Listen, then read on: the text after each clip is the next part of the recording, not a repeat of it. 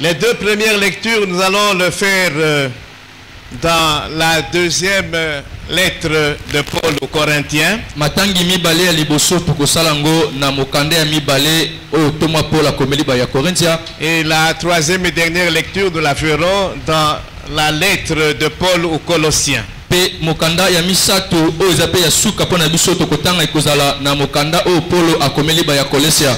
Patrick, ça va? Nous allons nous mettre debout. Toko telema.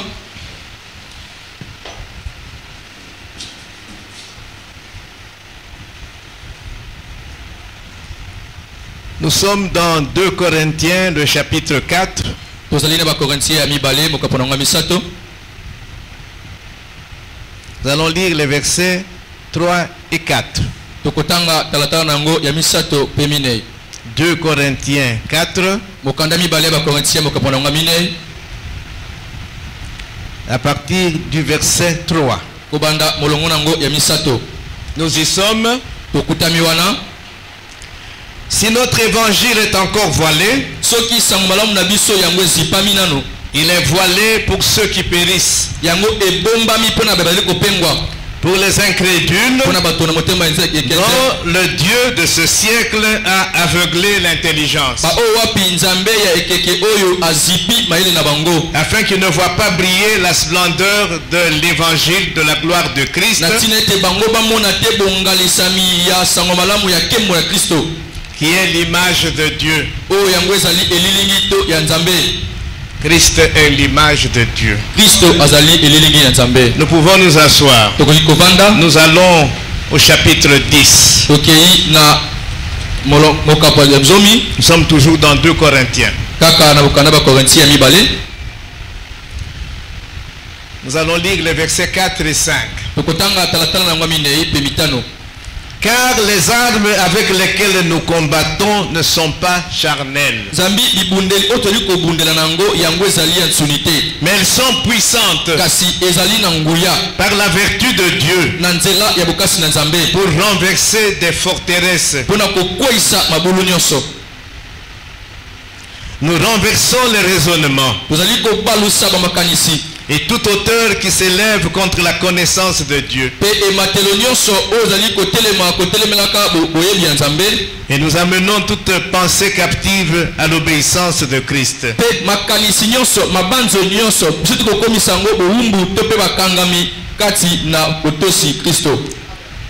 Colossiens chapitre 2 verset 8. Prenez garde que personne ne fasse de vous sa proie par la philosophie et par une vaine tromperie, s'appuyant sur la tradition des hommes, sur les rudiments du monde, et non sur Christ. Amen. Amen.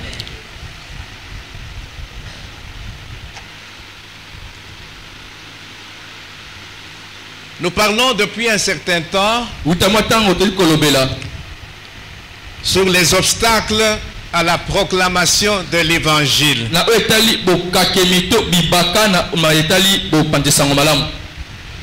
L'évangélisation, c'est quoi? L'évangélisation consiste à proclamer la bonne nouvelle de Jésus-Christ, à partager avec les autres, ceux qui ne connaissent pas encore Dieu, la bonne nouvelle de Jésus-Christ. Jésus-Christ qui est mort pour nos péchés. Amen. Amen. Il est mort, il a été enseveli, il est ressuscité. Aujourd'hui, à travers le monde, il y a des gens qui fêtent la Pâque, la résurrection de Jésus-Christ.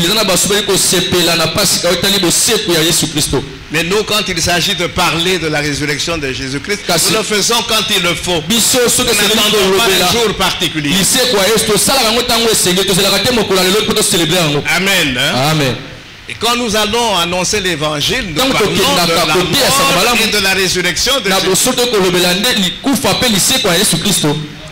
Alors, cette proclamation de la bonne nouvelle, malheureusement, va se heurter à plusieurs obstacles. Il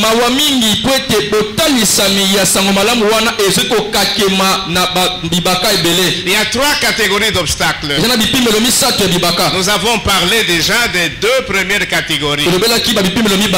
La première catégorie, c'est nous-mêmes, les enfants de Dieu, les disciples de Jésus-Christ.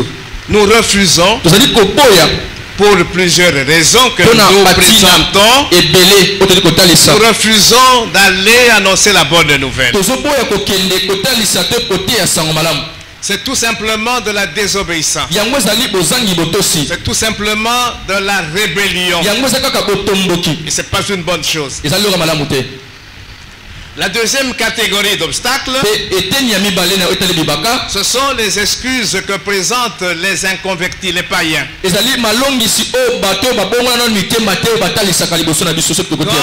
nous les abordons pour leur annoncer la bonne nouvelle, ils trouvent toutes sortes d'excuses pour ne pas entendre, pour ne pas recevoir. Et nous avons pris soin, à l'aide de la parole de Dieu, de refuter toutes ces assertions, toutes les excuses possibles. Aujourd'hui, nous allons commencer à parler de la 3e catégorie d'obstacles. Nous allons tout simplement commencer. Nous n'avons pas le temps de terminer. Nous avons autre chose à faire. Et nous continuerons dimanche prochain. Alors, cette 3e catégorie d'obstacles, ce sont des obstacles qui sont directement le fruit, l'œuvre de Satan.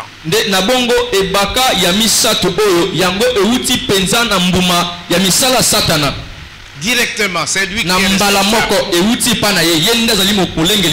Donc ce sont des obstacles d'ordre philosophique, des obstacles d'ordre religieux, des obstacles d'ordre politique. Amen. Amen. Ce sont des sérieux obstacles par rapport à la proclamation de l'évangile.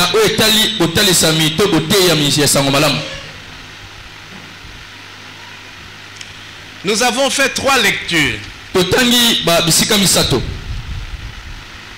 Qu'est-ce qui ressort de cette lecture?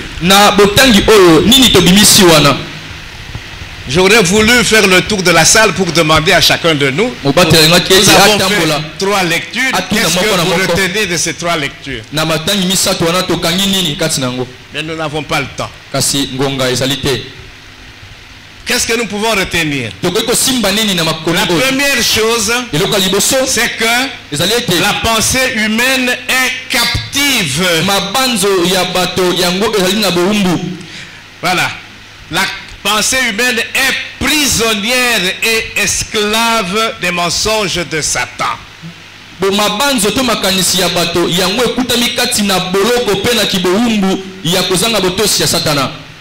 L'apôtre Paul parle des forteresses. Donc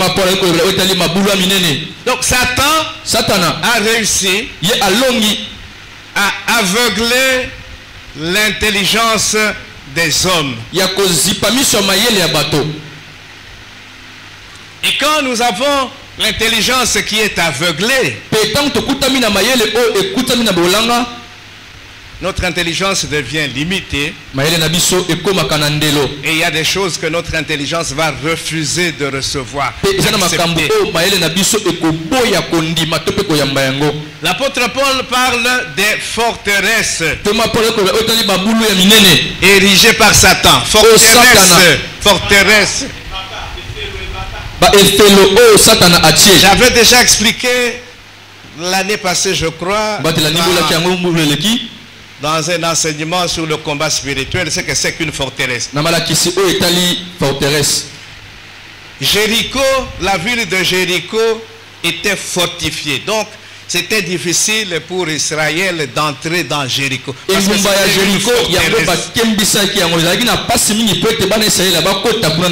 Donc forteresse, ils allaient ici quand ici par exemple, ici quand vous allez pour que moto à côté. Même ce qui a yéna loko nini ya makasi ya tout type mure panzana meazo kokate. Donc nous fortifions ici pour que moto à côté. Amen. Amen. Amen. Donc Satan a érigé des forteresses. Ces forteresses, ce sont des raisonnements. L'apôtre Paul parle des forteresses, des raisonnements. Des raisonnements qui s'opposent à la vérité. Des raisonnements qui s'opposent à la connaissance de Dieu. Ces raisonnements sont toutes les pensées. Ces raisonnements sont toutes les idées. Ces raisonnements sont toutes les spéculations. Ces raisonnements sont toutes les argumentations. Ces raisonnements sont toutes les philosophies. Ces raisonnements sont toutes les fausses religions. Œuvre de Satan. Alors tout cela forme un rempart idéologique, une forteresse. Et les hommes se cachent, se barricadent derrière ces remparts pour ne pas connaître Dieu.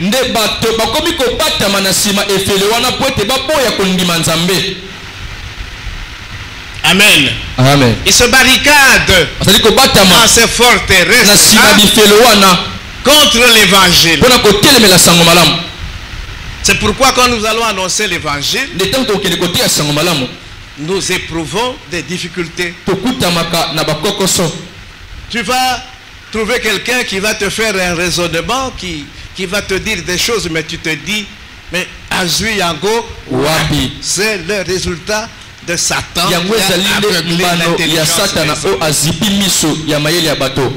Il a rendu la pensée humaine captive, prisonnière, de lui. La mensonge naïe. Dans toutes ces choses, vous trouvez du mensonge. Satan est le père du mensonge. Alors Jésus-Christ, par sa mort à la croix, a libéré la pensée humaine qui était captive des mensonges de Satan. Ça c'est un des résultats de la mort de Jésus-Christ à la croix. Libérer la pensée humaine qui était captive des mensonges de Satan. L'apôtre Paul dit les armes que nous utilisons pour combattre ces raisonnements ne sont pas des œuvres, des armes charnelles, mais ce sont des armes puissantes, des armes qui viennent de Dieu. Amen. C'est quoi? C'est la foi, c'est la parole de Dieu, c'est la prière. Amen. Amen. Amen. Amen. Ok. Donc nous allons parler de ces obstacles philosophiques, religieux et politiques. Nous allons chaque fois prendre quelques exemples. Les obstacles d'ordre philosophique.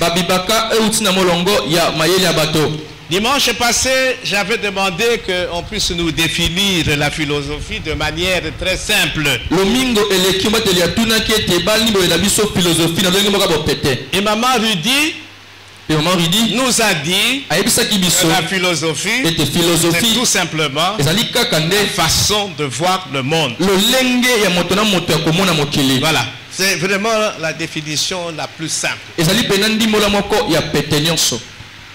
La façon de voir le monde, de comprendre le monde, de concevoir le monde, de voir la vie, de voir la vie.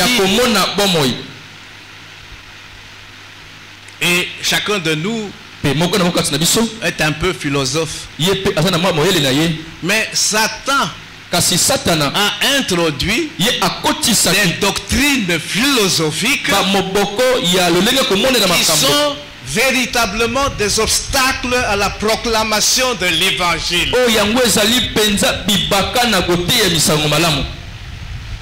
L'intelligence de l'homme est aveuglée. De sorte que quand tu lui présentes l'évangile, il refuse de comprendre. Il a des raisonnements qui étonnent. Des raisonnements qui viennent de Satan. Alors nous allons très rapidement présenter 3 doctrines philosophiques.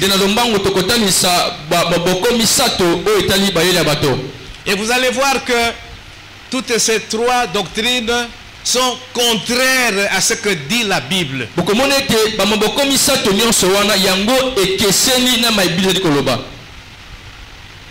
Première doctrine philosophique que nous présentons, c'est celle qui dit que l'homme est la finalité de toutes choses.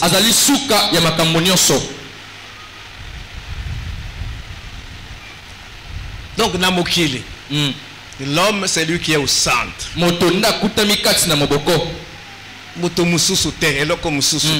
C'est l'homme. Donc l'homme, pour dire les choses autrement, est son propre Dieu. Rentrons au jardin d'Éden. C'est ce que Satan, c'est ce mensonge-là que Satan a fait passer au jardin d'Éden en commençant par Ève. Il dit, vous pouvez devenir indépendant. Indépendant de Dieu. Et décider vous-même de ce qui est bien et ce qui est mal. Donc l'homme décide lui-même de ce qui est bien et ce qui est mal. Parce qu'il est son propre Dieu. C'est comme ça que vous voyez aujourd'hui les hommes se marient entre eux. Les femmes entre elles. Si je décide que je puisse vivre avec un homme, je trouve que cela est bon. C'est bon pour moi. Amen. Amen.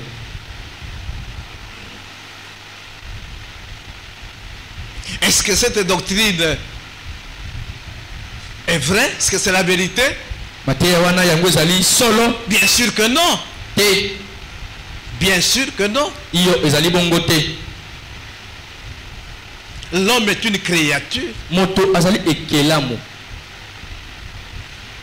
Et comment il peut devenir son propre Dieu? Romains. Maintenant nous allons voir ce que dit la Bible. Parce que les hommes ont cru au mensonge de Satan que l'homme est son propre Dieu. Qu'est-ce que nous devrions leur dire? Comment devrions-nous réfuter une telle doctrine? Romains 11. Le verset 36. Que dit la parole de Dieu? C'est de lui, par lui et pour lui que sont toutes choses. C'est de Dieu que sont toutes choses. Il est l'architecte qui a tout conçu. Kotonga, c'est autre chose. Ici, on conçoit. Il conçoit. On conçoit tout d'abord dans sa tête. Donc, il est l'architecte. Il a conçu. Avant même de créer, il a tout d'abord conçu. C'est de lui que sont toutes les choses. C'est lui l'architecte. Deuxièmement, c'est par lui que sont toutes choses. Il est l'architecte et il est celui qui exécute ce qu'il a conçu. Que la lumière soit et la lumière fut. Il est l'architecte. Il est l'ingénieur. Il exécute ce que lui-même il a conçu. Troisième chose, c'est pour lui que sont toutes choses. C'est pour Dieu que sont toutes choses. Dieu a tout créé pour sa gloire. C'est ce que nous devons savoir. Et toute doctrine philosophique qui vient mettre l'homme au centre et qui exclut Dieu, c'est une fausse doctrine. C'est une doctrine qui vient de Satan, le père du mensonge.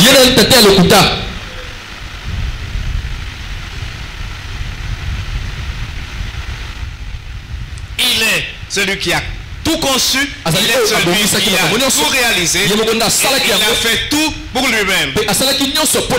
Dieu fait tout pour un but. Il ne donne pas sa gloire à quelqu'un d'autre. Il ne peut pas donner sa gloire à un homme. Job a fait l'expérience. Job a compris ces choses. Nous sommes dans Job 42. Job a été attaqué totalement dans tous les domaines de sa vie par Satan. Il a attaqué toute sa richesse. En un jour, il a perdu toute sa richesse. En un jour, il a perdu ses 10 enfants. Et si cela ne suffisait pas, il est tombé malade. Satan l'a attaqué. Dieu a permis cela. Il a souffert. Mais à la fin, qu'est-ce que Job dit? Nous sommes dans Job 42. Je vais lire les 6 premiers versets. Job répondit à l'Éternel et dit: je reconnais que tu peux tout. Je reconnais que rien ne s'oppose à tes pensées. Job reconnaît la souveraineté de Dieu. Toute doctrine qui fait de l'homme son propre Dieu marche contre la souveraineté de Dieu. Job continue. Il dit: quel est celui qui a la folie d'obscurcir mes desseins? C'est Satan. Satan qui obscurcit nos desseins. Il dit: oui, j'ai parlé sans les comprendre, des merveilles qui me dépassent et que je ne conçois pas. À un moment donné, Dieu a parlé avec Job. Il lui a posé des questions. Et Job n'a pas pu répondre à ça. Des questions au sujet de la création. Et Job était complètement dépassé. Écoute-moi et je parlerai. Je t'interrogerai et tu m'instruiras. Mon oreille avait entendu parler de toi. Mais maintenant, mon œil t'a vu. Il a compris les choses qu'il ne comprenait pas. C'est pourquoi je me condamne et je me repens sur la poussière et sur la cendre. Tout ce que nous devrions faire, c'est à un moment donné. Nous avons cru au mensonge de Satan. Nous avons pris la place de Dieu. Nous sommes devenus à un moment donné notre propre Dieu. Ce que nous devons faire, c'est de nous condamner, de nous repentir sur la poussière et la cendre. Amen. Hein? Amen. Amen. Amen. Psaume 8.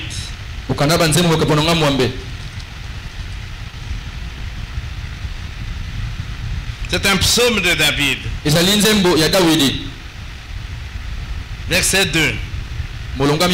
Éternel notre Seigneur, que ton nom est magnifique sur toute la terre. Ta majesté s'élève au-dessus des cieux.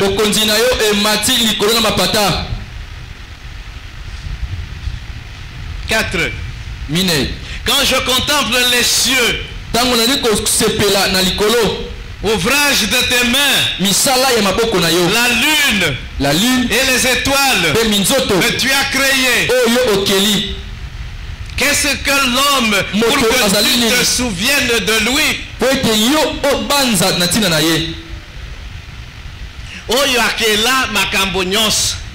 Qu'est-ce que l'homme pour lui? Pour que okokanisa mutu na Nzambe. Amen. Amen. Qu'est-ce que l'homme pour que tu te souviennes de lui et le fils de l'homme pour que tu prennes garde à lui? Tu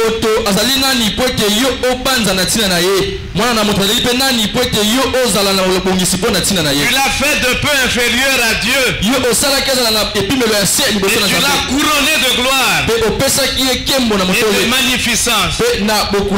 Tu lui as donné la domination sur les œuvres de tes mains. Tu as tout mis sous ses pieds. Les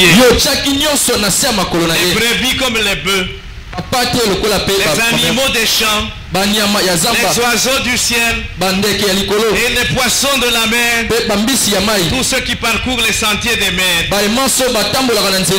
C'est ce qu'il a dit à Adam et à Satan. Adam et Ève. Il dit, je vous donne la domination. Dominer, multiplier, assujettissez. Mais il reste Dieu. Amen. Amen. Donc ne tombons pas dans le mensonge de Satan. Là, c'est le culte de l'homme. Et ici, cette doctrine philosophique, on l'appelle l'humanisme.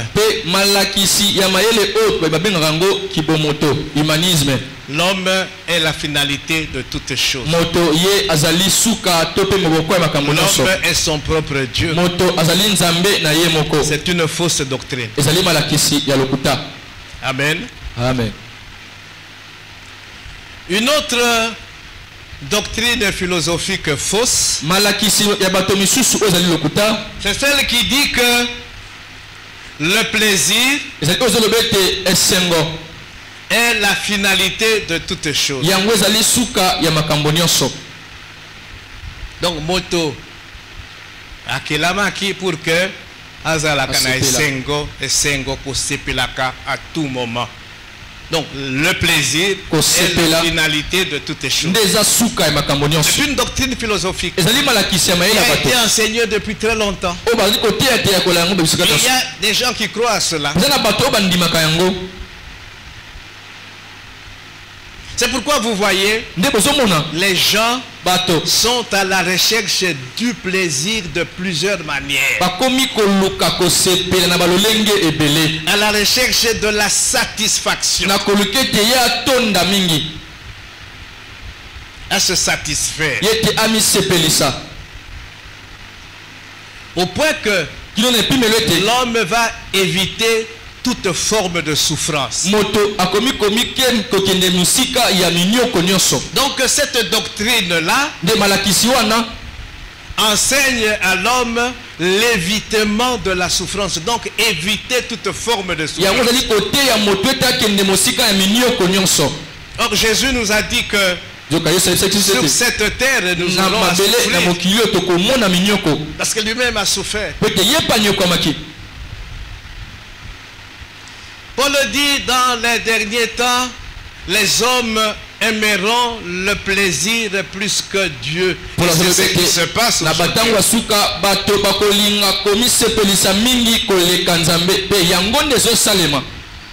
à l'époque de Jésus, cela se faisait aussi déjà. Et même avant Jésus, la recherche du plaisir par tous les moyens. Je ne peux pas vous en dire plus parce que nous vivons ces choses, nous les voyons. La recherche du plaisir. Il y a quelqu'un que nous connaissons, un personnage important dans la Bible. Salomon. Nous sommes dans Ecclésiaste 2.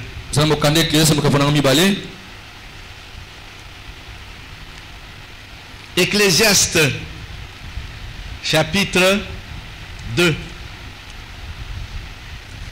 Alors maintenant, j'ai présenté la doctrine.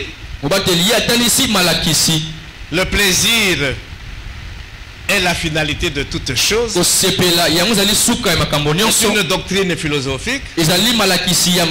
Cette doctrine s'appelle l'hédonisme. Que dit la Bible au sujet des plaisirs? La Bible dit que le plaisir est éphémère, le plaisir est temporaire. Et un enfant de Dieu ne peut pas faire du plaisir la finalité de toutes choses. C'est Dieu qui est la finalité de toutes choses. Mais le monde, à cause de Satan, fait du plaisir la finalité de toutes choses. Quelle est l'expérience du roi Salomon? Nous sommes dans Ecclésiaste 2. Le verset 1. Salomon dit ceci. J'ai dit en mon cœur, allons, je t'éprouverai par la joie, par les plaisirs, et tu goûteras le bonheur.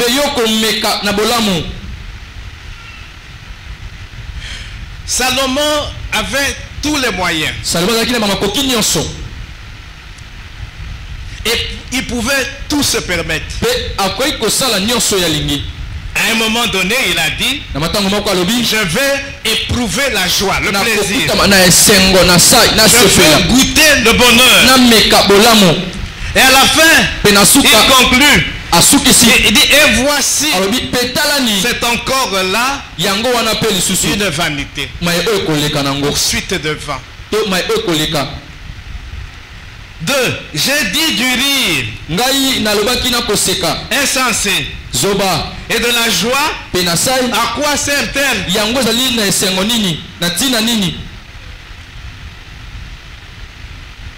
Il avait décidé de se faire plaisir. 3. Je résolus en mon cœur de livrer ma chair au vin.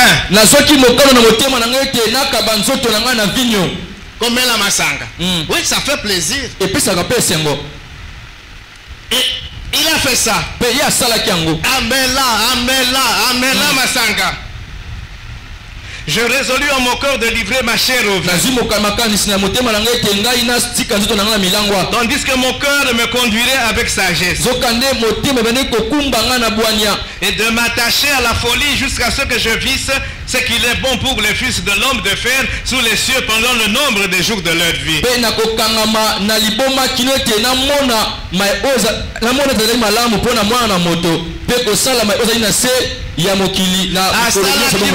À la folie. Amen, hein? Amen. Pour se faire plaisir. Parce qu'il en avait les moyens. Amen, hein? Amen. Nous passons au verset 7. Non, verset 8. La deuxième partie. Il dit, je me procurais des chanteurs et des chanteuses. Il avait les moyens. Il était roi. Des chanteurs, des chanteuses. Comme nous avons vu à un moment donné dans ce pays, au stade ici, il y a Tata Raphaël, il y avait des sessions, Batubazo, Outa intérieur, Bazo Pina. Heureux le peuple qui chante et qui danse. On a dansé. Des hommes et des femmes ont dansé, chanté pour Salomon, pour se faire plaisir. Il ne s'est pas arrêté là. Il s'est procuré les délices des fils de l'homme, des femmes en grand nombre. Le plaisir que procure la femme. Il avait 700 princesses et 300 concubines, 1000 femmes. Moi,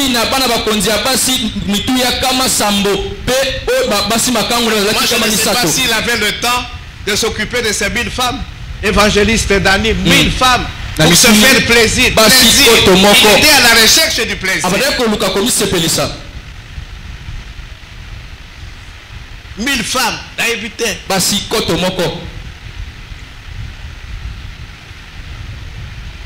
même David n'en avait pas 1000. 1700 princesses, donc Bassi, vraiment Bassi. Oyo Bali Bango, normal. Et 300 concubines. Mais à la fin, qu'est-ce qu'il conclut? Nous sommes au verset 11. Et voici, tout est vanité et poursuite du vent. Et il n'y a aucun avantage à tirer de ce qu'on fait sous le soleil. Cet homme-là était très sage. Les gens venaient de partout pour sa sagesse. Ils avaient des problèmes qu'ils ne pouvaient pas résoudre et ils venaient auprès de lui. Et avec sa sagesse, il donnait des solutions. En tout cas, qui plaisir. La moyenne, mais à la fin, il dit vanité de vanité. Tout est vanité. Le plaisir, il est temporaire. Il est passager. Amen. Amen. Moïse, nous sommes dans Hébreu 11.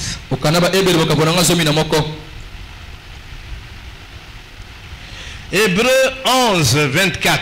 À 26.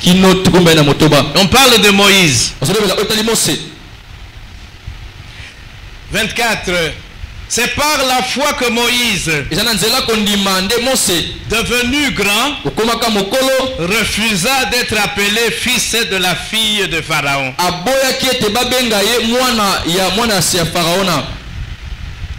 Moïse a passé ses 40 premières années dans la cour de Pharaon.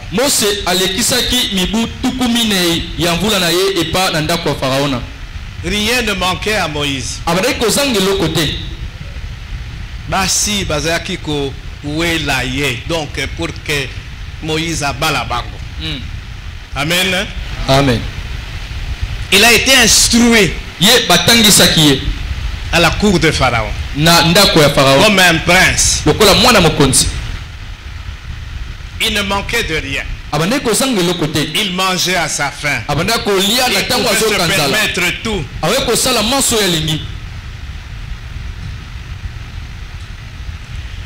25. Il a refusé d'être appelé fils de la fille de Pharaon, aimant mieux être maltraité avec le peuple de Dieu que d'avoir pour un temps la jouissance du péché.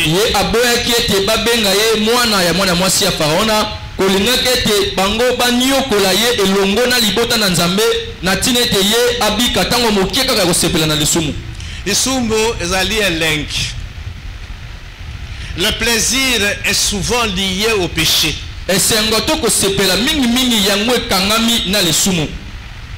Amen. Le plaisir, il est souvent lié au péché. Et Moïse a refusé la jouissance du péché. Satan nous fait croire que le péché c'est bon.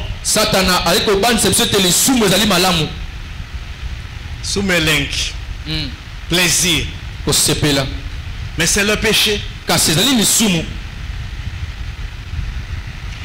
26. Il veut garder l'opprobre de Christ comme une richesse plus grande que les trésors de l'Égypte.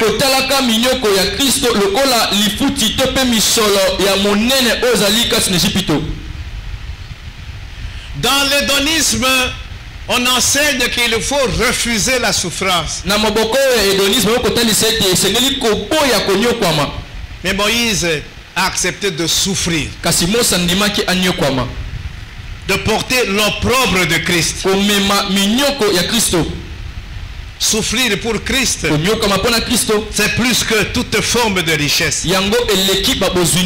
Nous avons la fois passé parler du gain par la perte. On avait compris cela. Tout ce qu'il avait considéré comme étant de la valeur, ayant de la valeur,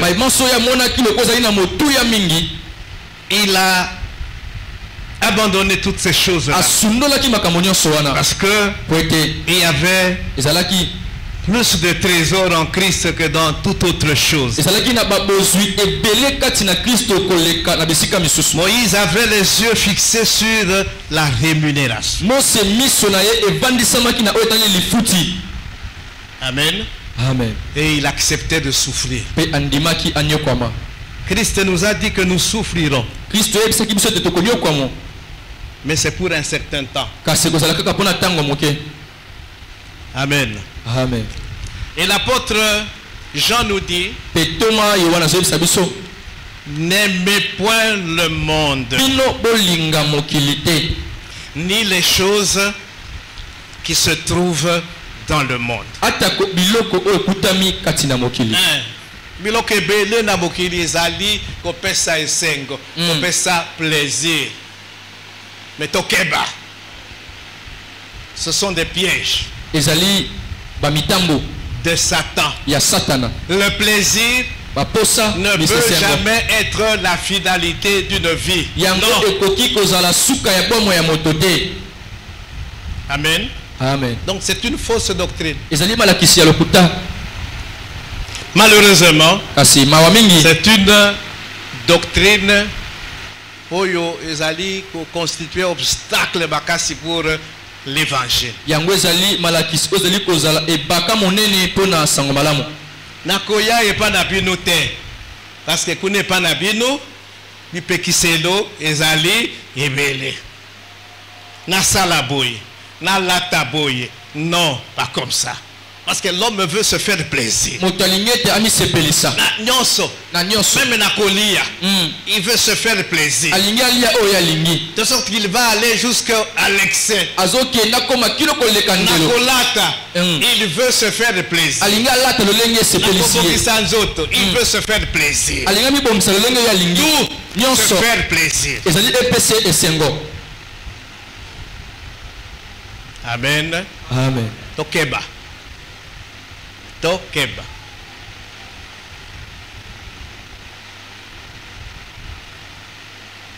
La troisième et dernière doctrine que je vais présenter aujourd'hui,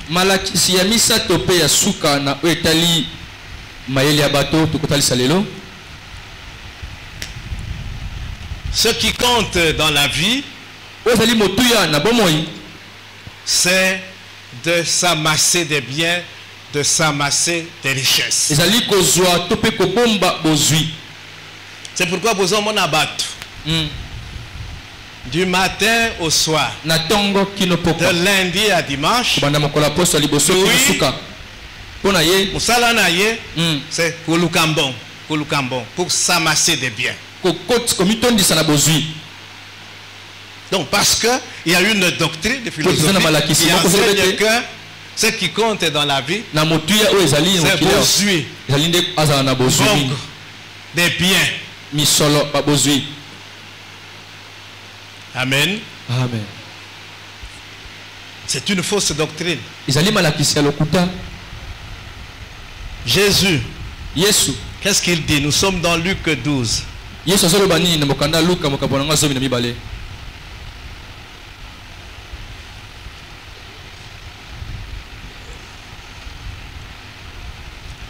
sommes au verset, chapitre 12, verset 13. Quelqu'un dit à Jésus, du milieu de la foule, Maître, dis à mon frère de partager avec moi notre héritage. Les biens, les richesses. Nazomona clarté. Héritage au papa tikeli biso ye alingia zwa nyonso yo Yesu met mokonzi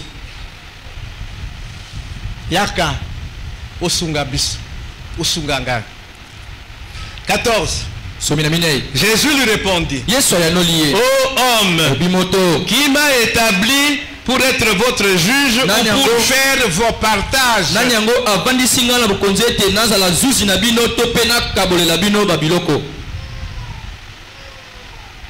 15. Puis il leur dit, gardez-vous avec soin de toute avarice, car la vie d'un homme ne dépend pas de ses biens. Serait-il dans l'abondance?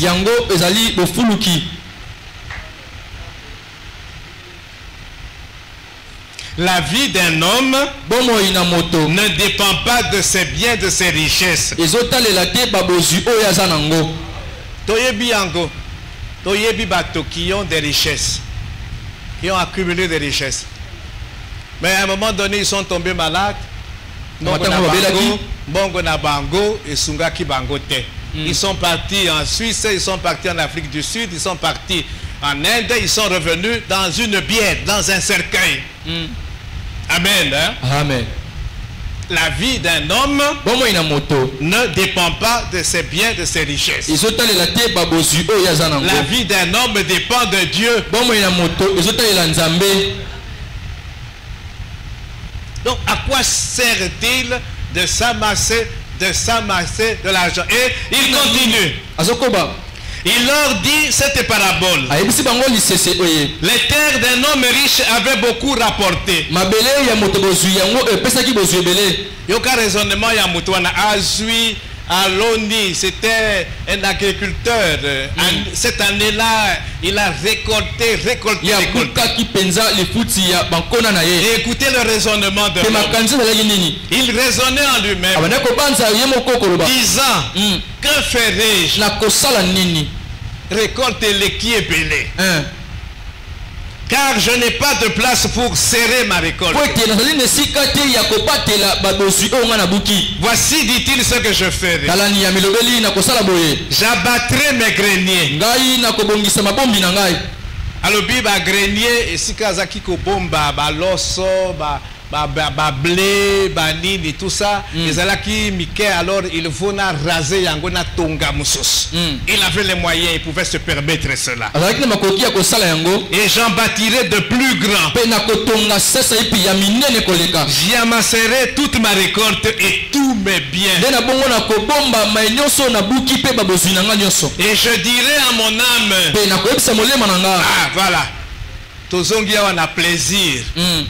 Mon âme, tu as beaucoup de biens en réserve pour plusieurs années. Repose-toi, mange, bois et réjouis-toi. On se fait de l'argent pour le plaisir. Au moins, maintenant c'est bassi. Comme il a un bureau. Salomon, il avait 1000 femmes. L'homme, quand il devient riche, une des premières choses, c'est les femmes. pour se faire plaisir. Et je dirais à mon âme, tu as beaucoup de biens en réserve pour plusieurs années, repose-toi, mange, bois et réjouis-toi.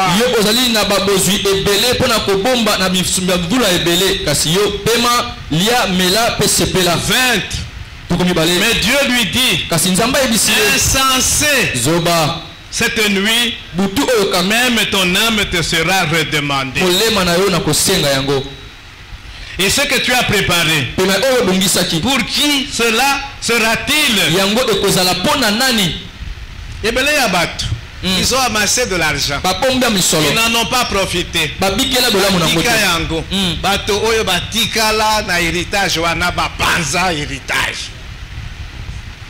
Amen. Amen. Yoka conclusion. Il en est ainsi de celui qui amasse des trésors pour lui-même et qui n'est pas riche pour Dieu. Richesse c'est âme abété. Amen. Hein? Amen. Mais richesse pour richesse, ça ne sert à rien. Il faut être riche. Revenons à Salomon. Ecclésiaste 2. Salomon n'a pas cherché seulement le plaisir, mais c'est quelqu'un qui a eu aussi beaucoup d'argent. Ecclésiaste 2. Nous allons lire les versets que nous n'avons pas lus. Ecclésiaste 2, 3. On va lire maintenant 4. Salomon dit, j'ai exécuté de grands ouvrages. Il en avait les moyens. Je me bâtis des maisons. Je me plantais des vignes. Je me fis des jardins et des vergers. Et j'y plantais des arbres à fruits de toute espèce. Je me créais des étangs pour arroser la forêt où croissaient les arbres. J'achetais des serviteurs et des servantes et j'eus leurs enfants nés dans la maison. Je possédais des troupeaux de bœufs et de brebis, plus que tous ceux qui étaient avant moi dans Jérusalem. Je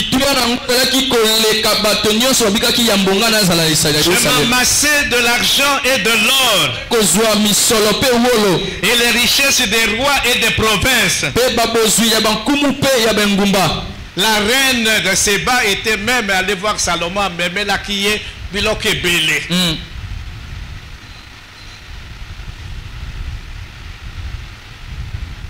Amen. Hein? 9. Je devins grand, plus grand que tous ceux qui étaient avant moi dans Jérusalem. Et même ma sagesse demeura avec moi. Tout ce que mes yeux avaient désiré, je ne les en ai point privés. Misonaye et Moni à Sepeli. C'est comme ça qu'il a eu 1000 femmes. Amoni et Lok à Sepeli. Il pouvait tout se permettre. Tout ce que ses yeux ont vu et désiré, il se les a offerts. Je n'ai refusé à mon cœur aucune joie, car mon cœur prenait plaisir à tout mon travail. Et c'est la part qui m'est revenue. 11. Puis j'ai considéré tous les ouvrages que Mémé avait fait, et la peine que j'avais prise à les exécuter. Et voici, tout est vanité et poursuite du vent. Et il n'y a aucun avantage à tirer de ce que l'on fait sous le soleil. Amen. Amen.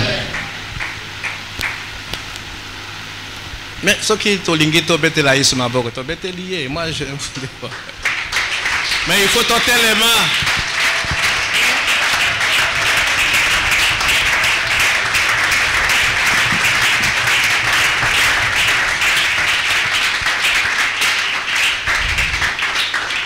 Alors, Tokeba, faisons attention.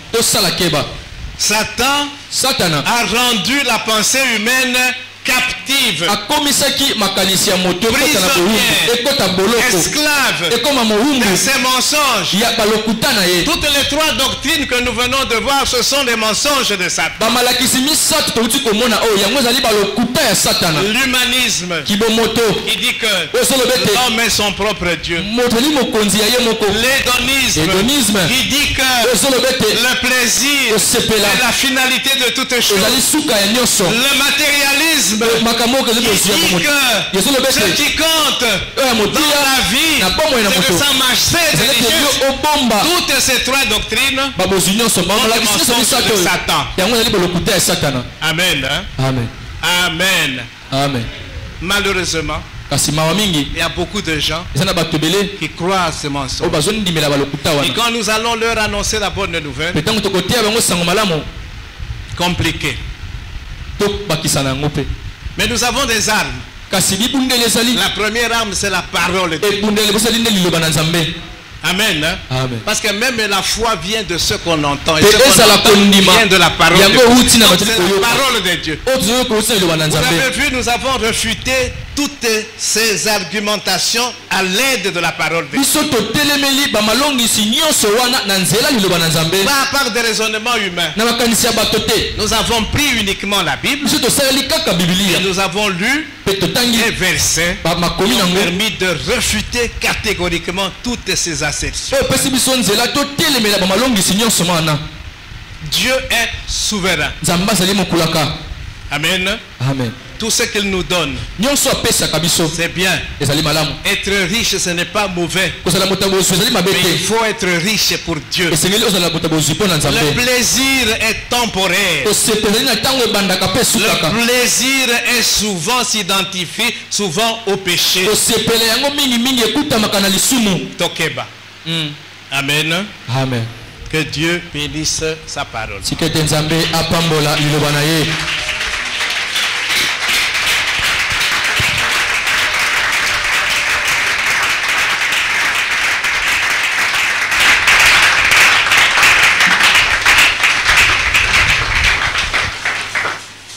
Nous continuerons dimanche prochain.